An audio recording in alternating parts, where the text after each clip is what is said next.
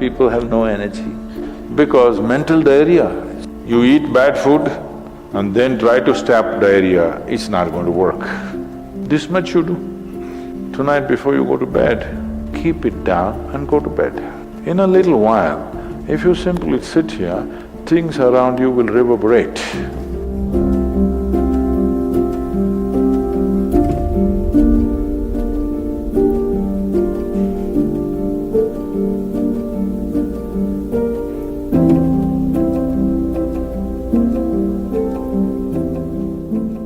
Is it possible to do it without using specific mudras, whatever? Yes.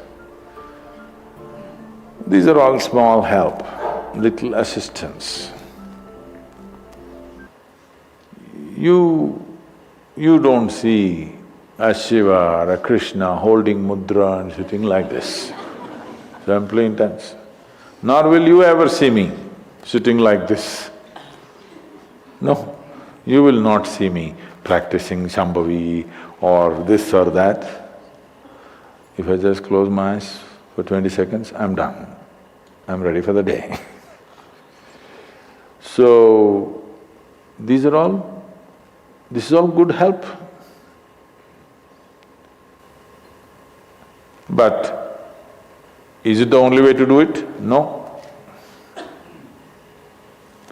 You can simply sit.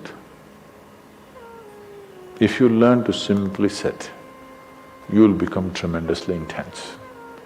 Right now, your energy is simply expended by doing unnecessary, endless activity. When you have so much mental diarrhea, how can you have energy? Suppose you have diarrhea, do you see how weak you feel? Yes or no? Right now this mental diarrhea, that's why people have no energy. They want to just eat and sleep all the time because mental diarrhea, it's very exhausting. If you have physical diarrhea, you know how exhausting it is. Yes? This is also equally exhausting.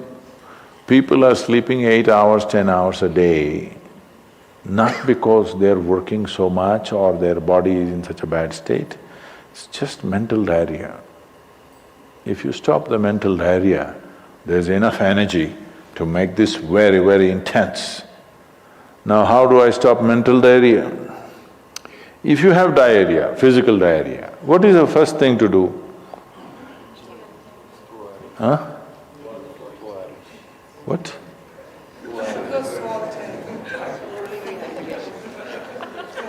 Yes, run to the toilet, I know that.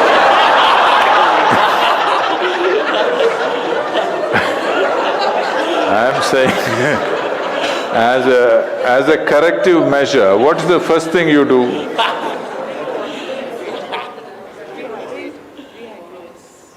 No, as a corrective measure, what is the first thing you do? First thing is stop eating, right? Yes or no? But diarrhea means in some way we've eaten something that the body doesn't want. It's trying to throw it out. Yes? You've taken something inside which the body doesn't like, it wants to throw it out. First thing is, stay away from food for some time. You eat bad food and then try to stop diarrhea, it's not going to work. So similarly, bad food for the mind is just this. You have gotten identified with things that you are not. The moment you get identified with things that you are not, mental diarrhea is inevitable. It's bad food for the mind. Now it will run endlessly, do what you want. You do any damn meditation, you say Shiva, Rama, it's not going to stop. It's not stopped, isn't it? Because bad food is being eaten every day, you're getting identified with more and more things and you want to stop your mind, you do whatever kind of circus, it is not going to stop. If you disidentify with everything, if you understand what is you and what is not you, If you keep a little distance from that, mind will become still. If you want, you can use it, otherwise you can keep it. Now my hand is there, if I want I can move it, otherwise I can keep it. This is a useful hand. Suppose it starts jumping like this. You clearly know there is some kind of an ailment, isn't it? Yes or no? So if hand is jumping, you know it's an ailment. If mind is jumping, is it an ailment or no? The ailment has come because continuous wrong diet. You tell your mind that I am this, I am this, I am that, I am that. It's having diarrhea. You stop giving it wrong food. If you clearly see what… even if you do not know what is me, at least you know what is not me, isn't it? This much you do.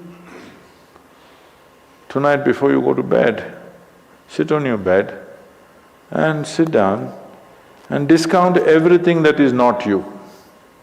This house in which you're living, is this me? No. This loving parent or mother, father, wife or husband or child, they're wonderful, but is this me? No. Now these nice clothes I'm wearing, is this me? No. Now my body, I like it, but is this me? No. Now I'm having so many thoughts, is this me? No. Now I'm having wonderful emotions, is this me? No. Like this, everything that's not you, before you sleep, keep it down and go to bed. Tomorrow morning, you will wake up considerably more intense than today. Every day you do it. In a little while, if you simply sit here, things around you will reverberate. Really. So I was in… a few years ago, couple of years ago, I was in America and this is a very typically American question. This lady comes up to me and she's very angry. I've been doing this yoga for last 35 years, nothing happened. But you went and just sat on a rock and things happened to you. This is not fair. Where is that damn rock?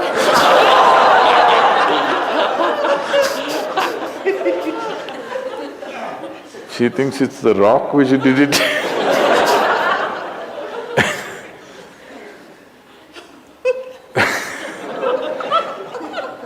The only sadhana that I did in my life is, right from my very early age,